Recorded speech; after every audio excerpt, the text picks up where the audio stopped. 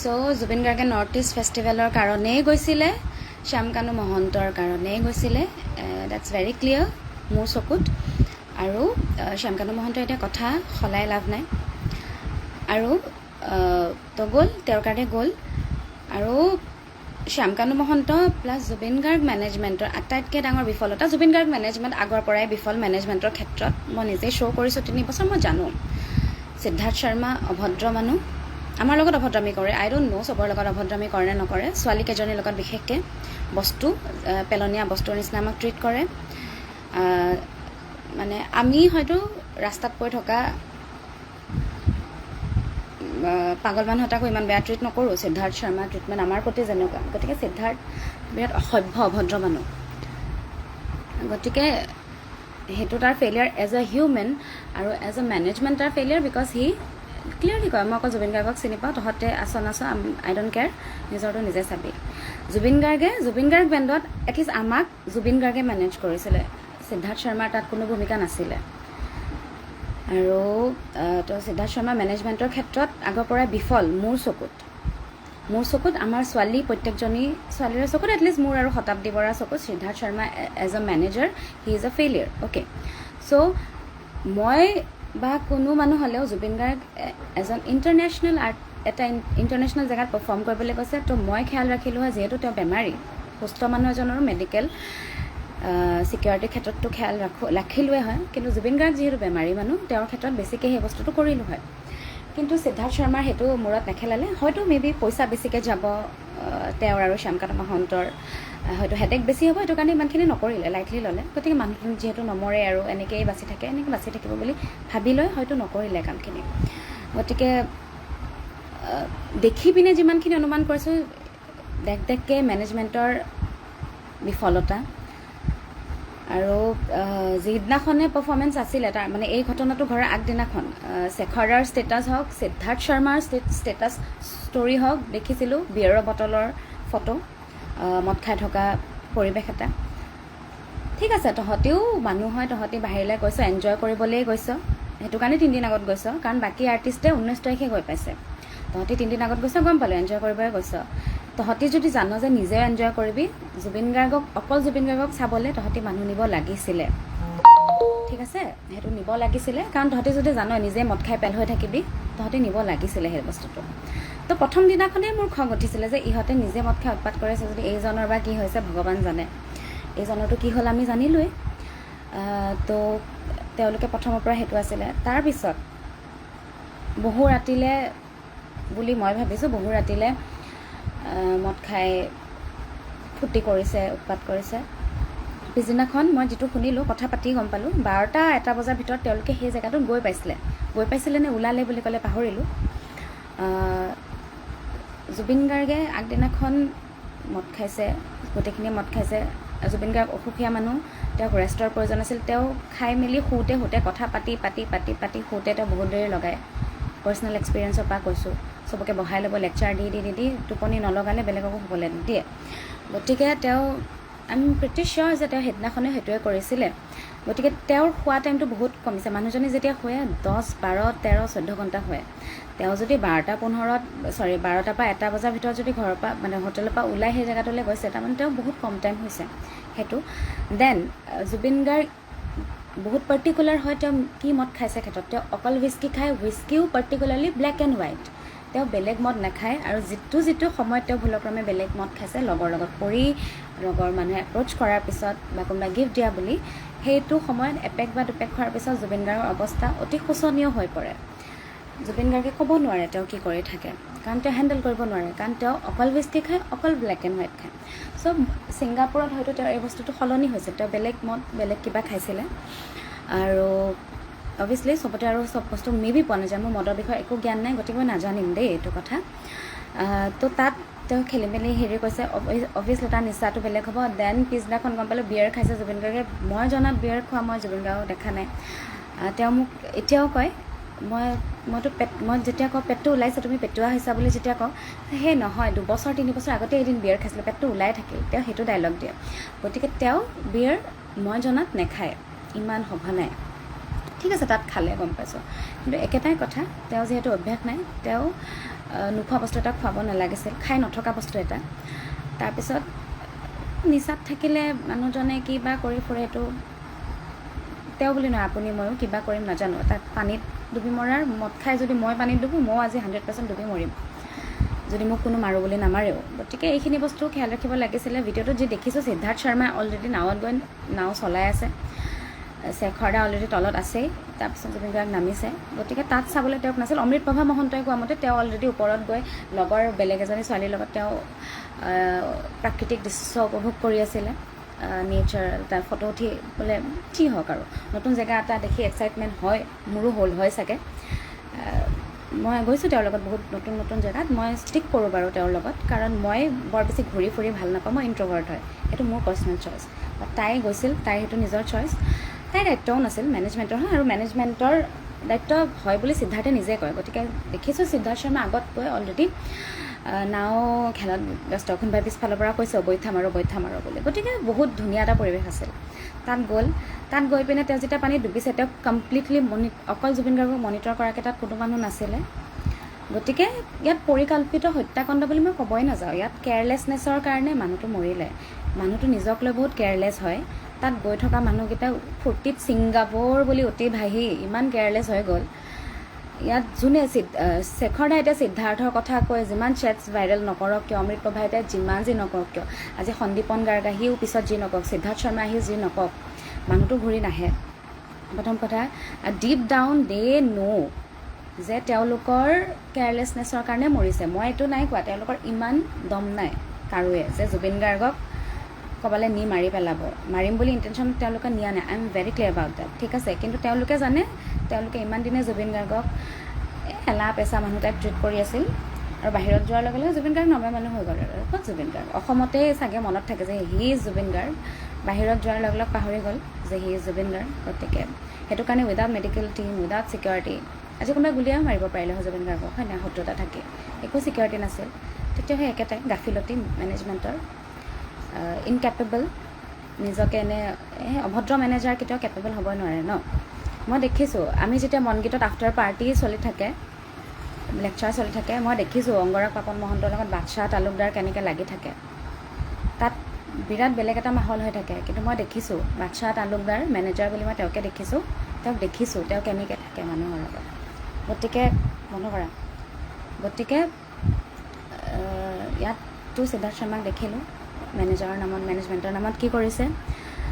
গতিকে সেইটোৱে মোৰ ক'বলগীয়া, এইটোৱে যে আই এম 200% চিয়'ৰ যে তেওঁলোকে মাৰোঁ বুলি মাৰা নাই, কোনেও সেইটো সাহস নকৰে, আৰু তেওঁলোকৰ গাফিলতিৰ কাৰণেই মৰিছে। তেওঁলোকে ভবা নাছিল একচুৱেলি মৰি যাব বুলি মানুহজন।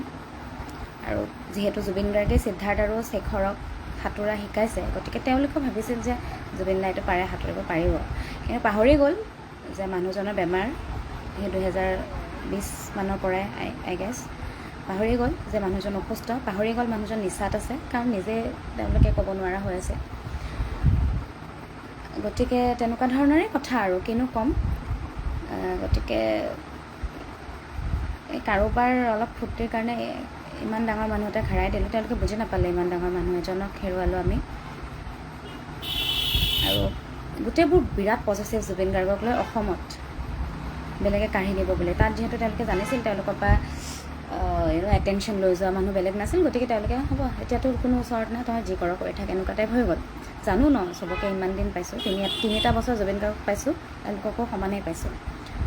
জানো Zubeen Garg is a very careless person, আৰু তেওঁৰ আগৰ গৰুটো যিফালে যায় পিছফালৰ গৰুকেইটা সিফালে যাব। তেওঁৰ লগত থকা প্ৰত্যেকজন মানুহ সিমানেই কেয়াৰলেছ।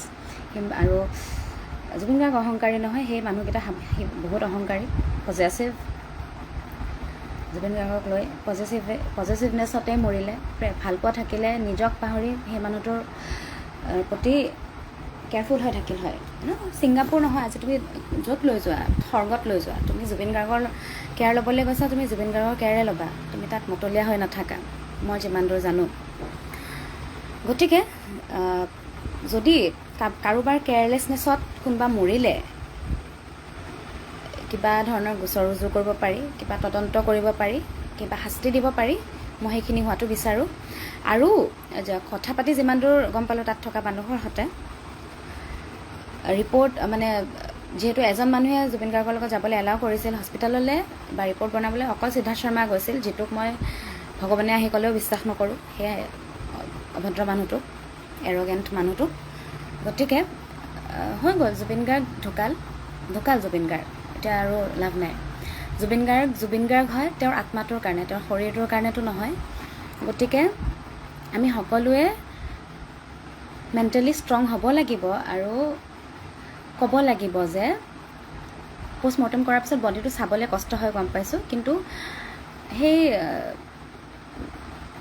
শৰীৰটোততো আৰু একো নাই, কিন্তু শৰীৰটো চাই মেলি যদি কিবা এটাও ক্লু পাওঁ, আমি সেই ক্লুটো বিচাৰোঁ, আৰু একো যদি নাপাওঁ আমাৰ এই মনৰ শান্তি যে নাই কোনেও একো কৰা নাই, অকল কেয়াৰলেছনেছত মৰিল, সেইটো গম পাম। কিন্তু কোনোবাই যদি তাত কিবা ধৰণেও তেওঁ কিবা কৰিব চেষ্টা কৰিছিল, আমি এইটো জানিব বিচাৰোঁ। গতিকে ইয়াত তেওঁৰ পৰিয়ালৰ মানুহখিনিৰ উপস্থিতিত, চৰকাৰৰ উপস্থিতিত পষ্টমৰ্টেম আকৌ এবাৰ কৰা হওক, আমাৰ ইয়াত যেনেধৰণে কৰে। আৰু শুনামতে যিহেতু জুবিন গাৰ্গৰ ফোনটো সিদ্ধাৰ্থ শৰ্মাই ৰাখি থৈ দিছে, গতিকে সেইটো অনাৰ ব্যৱস্থা কৰক। সি জুবিন গাৰ্গৰ মেনেজাৰ হৈ থাকিতো লাভ নাই, এতিয়া যেতিয়া হৈ থাকিব লাগিছিল নিজৰ দায়িত্ব নকৰিলে পালন, নিজক বেছি চালে আৰু নিজৰ ফূৰ্তিটো বেছি চালে, গতিকে এতিয়াতো লাভ নাই। সেই বস্তুখিনি কৰক, তদন্ত কৰক, তদন্তটো বিচাৰোঁ। আৰু এই কথাখিনি কোৱাৰ পিছত মই কথা শুনিম, মই জানো মই কথা শুনিম, বেণ্ডৰ মানুহৰ পৰাই কথা শুনিম। আৰু বেণ্ডৰো কথা ক'বলৈ আছিলে, টিভিত ইণ্টাৰভিউত বেণ্ডৰ কথা বিৰাট ভালকৈ ক'ব লগা হয়, যিহেতু সেইটো হেৰি কৰোঁ। কিন্তু এটা কথা কৈ থৈ দিওঁ, জুবিন গাৰ্গ বেণ্ডটোত জুবিন গাৰ্গৰ বাহিৰে আৰু যিখিনি সময়ত গৰিমা শইকীয়া গাৰ্গ থাকে তেওঁৰ বাহিৰে ছোৱালীকেইজনীক কোনেও সন্মান নকৰে, ছোৱালীকেইজনীক কোনেও বেণ্ডৰ মানুহ বুলি নাভাবে, মেণ্টেলি বহুত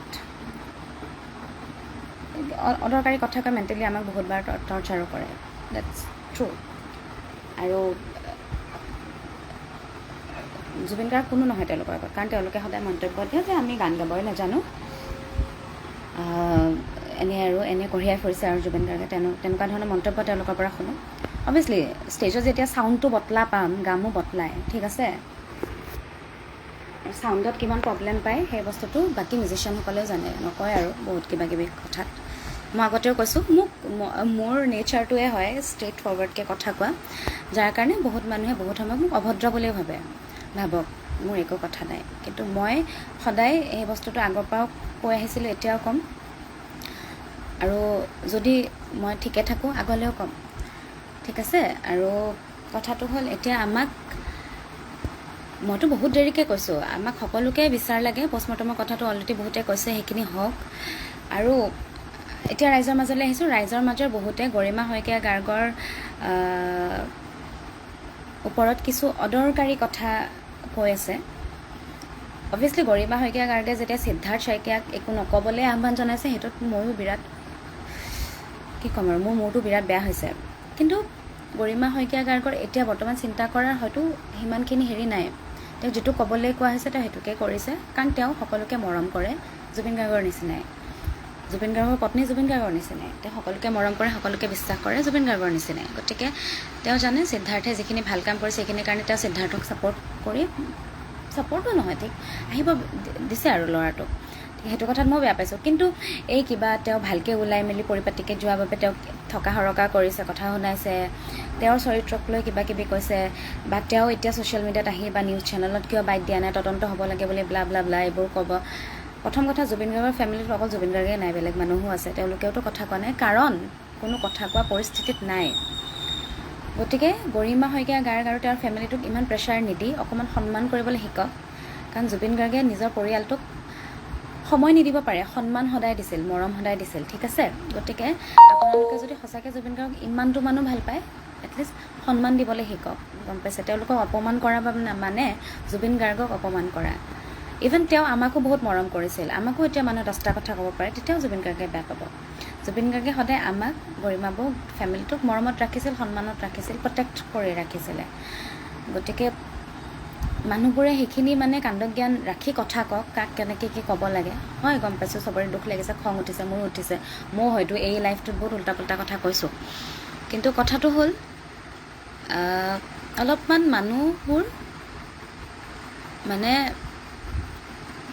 মানুহবোৰ মানে সংযত হওক, কথা কওঁতে অলপমান ভদ্ৰতা মেইনটেইন কৰক। কাৰণ আপোনালোকে গান শুনি ভাল পোৱা মানুহজন ঢুকাইছে, কাৰোবাৰ গিৰিয়েক ঢুকাইছে, কাৰোবাৰ ল'ৰা ঢুকাইছে, কাৰোবাৰ পৰিয়ালৰ মানুহ এটা ঢুকাইছে, গম পাইছে? আপোনালোকে বহুত ভাল পায়, আমিও বহুত ভাল পাওঁ, তেওঁলোকে বহুত ভাল পায়, কিন্তু চবৰে ভাল পোৱাটো বেলেগ বেলেগ ধৰণৰ, চবৰে কষ্টটো বেলেগ বেলেগ ধৰণৰ। গতিকে আপোনালোকে ইমান বেছি ক্ষুব্ধ নহ'ব যে আপোনালোকে খঙৰ নামত উদ্ভাণ্ডালি কৰি যি টি কথা ক'ব। তো কথাবোৰ অলপ চাই চিতি ক'ব, কাৰণ হাল্লা কৰিলে কথাবোৰ নুশুনেতো মানুহে। ধৈৰ্য সহকাৰে কথাবোৰ যেতিয়া ক'ব, ঠিক কথা ক'ব, চবেই শুনিব। ইয়াত অভদ্ৰামি কৰি ফটুৱা কথা কৈ মূৰ গৰম কৰি লাভ নাই, গম পাইছে? আৰু পাৰ্চনেলি মই সিদ্ধাৰ্থ শৰ্মাক বহুত বেছি বেয়া পাওঁ, বহুতেই বেছি বেয়া পাওঁ। মেবি মই সেইটো কাৰণেও তাৰ কথা বেয়াকৈ ক'ব পাৰোঁ, গতিকে মোকো বিশ্বাস কৰিব নালাগে। মই কথা এটাই কৈছোঁ যে মই বিচাৰিছোঁ, বহুত মানুহে বিচাৰিছে পষ্টমৰ্টেম আকৌ এবাৰ হওক। তাৰ পিছতো যদি পূৰা ক্লিন ওলায় ৰিপৰ্ট, তথাপিও সিদ্ধাৰ্থ শৰ্মা, তথাপিও শেখৰজ্যোতি গোস্বামী, তথাপিও সন্দীপন গাৰ্গ, তথাপিও অমৃতপ্ৰভা মহন্ত আৰু যোন গৈছিল, সকলোকে মাতি আনি ইণ্ট্ৰগেট কৰা হওক। সকলোকে বেলেগকৈ শাস্তি যদি তেওঁলোকে যোগ্য নহয়ও, তেওঁলোকে যদি একো ক্ৰাইম টাইপৰ ক্ৰাইম কৰা নাই, বা তেওঁলোকৰ কেয়াৰলেছনেছৰ কাৰণে মানুহ ঢুকাল, জুবিন গাৰ্গ ঢুকাল, সাধাৰণ মানুহ নহয়। গতিকে তেওঁলোকে এটলিষ্ট কি ভুল কৰিলে সেই বস্তুটো যাতে তেওঁলোকৰ ৰিয়েলাইজ হওক, সেই ৰিয়েলাইজেশ্যনটো হ'ব পৰাকৈ তেওঁলোকক উচিত শাস্তি হওক, শিক্ষা হওক প্ৰদান কৰক। কিন্তু তাৰ আগতো পষ্টমৰ্টেম ৰিপৰ্টটো কৰক। প্লাছ মই নিজেও পাহৰি গ'লোঁ, চাওক ইমানেই মাথাটো বেলেগ ফালে ঘূৰি গ'ল। প্লাছ শ্যাম কানু মহন্ত, আমি আমাৰ জুবিন গাৰ্গ মেনেজমেণ্ট টিমটোৰ লগত ইমানেই এংগেজ হৈ গৈছোঁ যে আমি শ্যাম কানু মহন্তক একেবাৰে একাষৰীয়া কৰি দিছোঁ, আৰু তেওঁ তাত নৰ্থ ইষ্ট ফেষ্টিভেল চলাই নি আছে। সেই বেপাৰী মানুহটোৰ, সেই মহন্ত পৰিয়ালটো কিমান ডাঙৰ পৰিয়াল আমি সকলোৱে জানো, হয় নাই? সেই মহন্ত পৰিয়ালটোৰ অসমতে নহয়, অসমৰ বাহিৰতো কিমান হাতখন দীঘল আমি সকলোৱে জানো। সেই মহন্ত পৰিয়ালৰ এগৰাকী ডাঙৰ মহন্ত মানুহ, তেওঁৰ ওপৰত কিছু আমি কথা কৈছোঁ, সেই কথাখিনি গাপ দি তেওঁ সাৰি যাব পৰাও তেওঁৰ কেপাচিটি আছে। 20 লাখ 10 লাখ যিমান অসমৰ মানুহে নকওক, তেওঁ সাৰি যাম বুলি উঠি পৰি লাগিলে তেওঁ সাৰি যাব। কিন্তু কথাটো হ'ল আমি যাতে গিল্ট নোহোৱাকৈ মৰিব পাৰোঁ, যিদিনাখন মৰোঁ, যে আমি কৰিলোঁ জুবিন গাৰ্গৰ কাৰণে যিমানখিনি কৰিবলগীয়া আছিল, চেষ্টা কৰিলোঁ, সেই চেষ্টাটো যাতে আমি কোনেও এৰি নিদিওঁ। সিদ্ধাৰ্থ, শেখৰ বা সেই গোটেই টিমটোৰ লগত লাগি থাকোঁতে আমি যাতে শ্যাম কানু মহন্তক পাহৰি নাযাওঁ। কাৰণ আই ডোণ্ট ট্ৰাষ্ট এনি ওৱান। এই মানুহবোৰে শ্যাম কানু মহন্তৰ কথাত, পইচাত কেনেধৰণে বিক্ৰী হৈ যাব পাৰে, সেই কথাটো আপুনি মই ভাবিব নোৱাৰোঁ। হৈ যাবও পাৰে। ভাল পোৱা যি ভাল পোৱাৰ কথা তেওঁলোকে কয়, সেই ভাল পোৱা থাকিলে তেওঁলোকে আপ্ৰাণ চেষ্টা কৰিলে জুবিন গাৰ্গক বচাবলৈ নহয়, প্ৰথম কথা তাত সেই চিটুৱেশ্যনটো হ'বই নিদিলে। তথাপিও মানি ল'লোঁ, কাল থাকিলে আহিবই, মাৰি লৈ যাবই। কিন্তু তথাপিও কাৰো ভাষ্য মই নকৰোঁ। আউট অফ ন'ৱেৰ ঘপককৈ গোটেইকেইজন একেদিনাই আহি কিয় ষ্টেটমেণ্ট দিলে, গোটেইকেইজনৰ কথাবিলাক হেৰি এইটো সেইটো বুলিয়েই কিয় হৈ থাকিল, সন্দেহজনক। গতিকে আৰু গোটেইকেইজনে গোটেইখিনি কথা কওঁতেও শ্যাম কানু মহন্তৰ কথা এবাৰো কিয় মেনশ্যন নকৰে। মুখ্যমন্ত্ৰী ডাঙৰীয়াও যেতিয়া কথাটো কৈ আছে, একাদিক্ৰমে ইভেঞ্চুৱেলি শ্যাম কানু মহন্তৰ নামটো নাইকিয়া হৈ গৈ আছে। সেইটো কেলেই হৈছে, এইটো কিয় হ'ব পাইছে, আমাৰ কাৰণেই হ'ব পাইছে, কাৰণ আমি নিজে শ্যাম কানু মহন্তক পাহৰি গৈ আছোঁ। গতিকে ৰুট কজটো জুবিন গাৰ্গৰ ডেথৰ ৰুট কজ হৈছে শ্যাম কানু মহন্ত, দেন জুবিন গাৰ্গ টিমৰ মিছমেনেজমেণ্ট। গতিকে we need to stick to that thing, okay? আমি সেইটো পাহৰিলে নহ'ব। আমি নিজে মনত ৰখা উচিত, মই নিজে মনত ৰখা উচিত, প্ৰত্যেকজনে নিজে মনত ৰখা উচিত যে আমি কোনখিনি বস্তুত খং কৰি আছোঁ। আমি এতিয়া গৰিমাই এইটো পিন্ধিছে, গৰিমাই সেইটো কৈছে, সেইটো চালে নহ'ব, অমুকে কান্দিছে, অমুকে খবৰ ল'ব অহা নাই, অমুকে পষ্ট কৰা নাই, সেইটোত মূৰ ঘমালে নহ'ব। আমি য'ত মূৰ ঘমাব লাগে সেইটোত ঘমাও আহক। আৰু যদি জুবিন গাৰ্গৰ পষ্টমৰ্টম কৰাব পাৰি সেইটোত